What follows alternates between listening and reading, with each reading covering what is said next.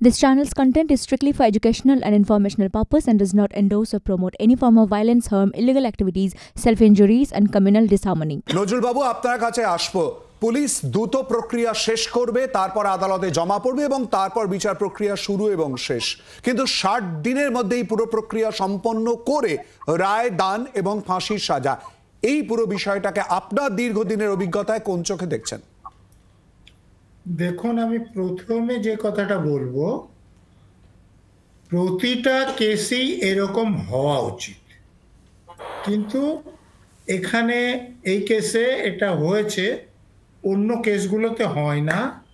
এমনকি রেপের পক্সো আইনের কেসেও হয় না। আপনারা পার্ক স্ট্রিট রেপের কথা জানেন, হাঁসখালি রেপের কথা জানেন, হয় না। এখানে কেন হয়েছে সে নিয়ে আলোচনা হতে পারে, আমি সেখানে যাব না। আমি আর একটা দিক বলবো যে দেখুন, দিল্লিতে নয়ডার একটা কেসেও এরকম ডিস্ট্রিক্ট কোর্টে সাজা হয়েছিল, তারপরে হাইকোর্টে যাওয়ার পর যা হয়েছিল আপনারা জানেন। আমাদের এখনো দেখতে পারেন যে কামদুনি যে কেস ছিল, সেখানেও নিম্ন আদালতে যে হয়েছিল। নজরুলবাবু, আমি উদাহরণ তুলে তুলে আলোচনা অবশ্যই যাব, কিন্তু তার আগে আজকের এই রায় দান 60 দিনের মধ্যে পুরো প্রক্রিয়া শেষ করে স্বাগত জানাচ্ছেন নজরুলবাবু জয়নগরের ঘটনায়?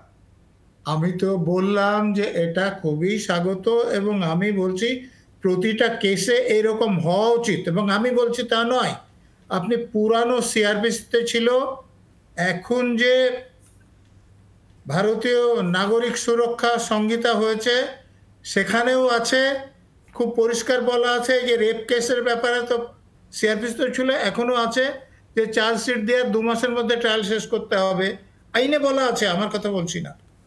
ঠিক নজরুলবাবু, একেবারে এই প্রসঙ্গেই আমরা আসবো।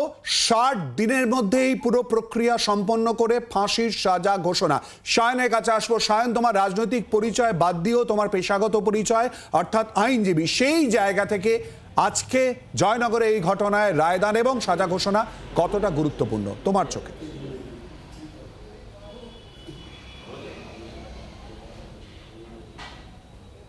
দেখুন, দুটো কথা। 1 নম্বর কথা হচ্ছে যে পুলিশ তদন্ত করবেন এবং সেই তদন্ত করে চার্জশিট দেবে, চার্জশিটের পরে চার্জ ফ্রেম হয়ে ট্রায়াল হবে এবং অপরাধী দোষী সাব্যস্ত হওয়ার পরে তাকে সাজা ঘোষণা করা হবে। এটা স্বাভাবিক প্রক্রিয়া, এর মধ্যে অস্বাভাবিক কোনো প্রক্রিয়া নেই, যার জন্য ফাস্ট ট্র্যাক কোর্ট বা ইত্যাদি ইত্যাদি প্রতিস্থাপন করবার জায়গা রয়েছে আমাদের রাজ্যে এবং গোটা দেশের ক্ষেত্রে। আজকে যখন আমাদেরকে এটা নিয়ে আলোচনা করা হচ্ছে, অবশ্যই আমরা এটাকে স্বাগত জানাবো। তার কারণ এরকম ব্যাধি, ধর্ষণ হোক, খুন হোক, যে কোনো রকমের ক্রিমিনাল অফেন্স, সেই ক্রিমিনাল অফেন্সের বিরুদ্ধে আমরা যদি না কঠোর হতে পারি, প্রশাসন যদি না কঠোর হতে পারে বা বিচার ব্যবস্থা যদি না কঠোর হতে পারে, তাহলে সেই বিষয়টা আরও বাড়তে থাকে সেই বিষয়টা কমতে থাকে না। কিন্তু শিলাদিত্যদা, প্রশ্ন হচ্ছে দুটো জায়গাতে। যে নির্যাতিতার কথা আজকে আমরা আলোচনা করছি, যে ছোট্ট বোনটির কথা, সেই বোনটির বাড়িতে আমরা যখন গেছিলাম, এই মামলা কিন্তু প্রথমে পক্সোর মামলা ছিল না শিলাদিত্যদা। এই মামলাতে কোনো পক্সো সেকশন ছিল না। আমরা নিজে যখন কথা বলেছি জয়নগর থানার আইসির সাথে বা ইত্যাদি ইত্যাদি ক্ষেত্রে, পরবর্তীকালে হাইকোর্টের কাছে এই মামলা যখন যায়, যখন কল্যাণী এমসে পোস্টমর্টমের জন্য পাঠানো হয়, তখন নির্দেশ দেওয়া হয় যে পক্সো সেকশনটাকে অ্যাড করতে হবে। দেখুন, রাজ্যের সরকার এই বিষয়টা এমনভাবে করতে চাইছে, আরজি করের ঘটনা যেভাবে রাজ্যের সরকারের মুখ পুড়েছে, এই ঘটনার মধ্যে দিয়ে কিছুটা ইমেজ বিল্ডিংয়ের চেষ্টা করছে। কিন্তু শিলাদিত্যদা, একটা কথা আমাদেরকে মাথায় রাখতে হবে, প্রত্যেক কটা ধর্ষণের বিরুদ্ধে, প্রত্যেক কটা নারীর নির্যাতনের বিরুদ্ধে, প্রত্যেক কটা অপরাধের বিরুদ্ধে আমরা কি এরকম ব্যবস্থা গ্রহণ করতে পারছি? আমরা এরকম ব্যবস্থা কিন্তু গ্রহণ করতে পারছি না।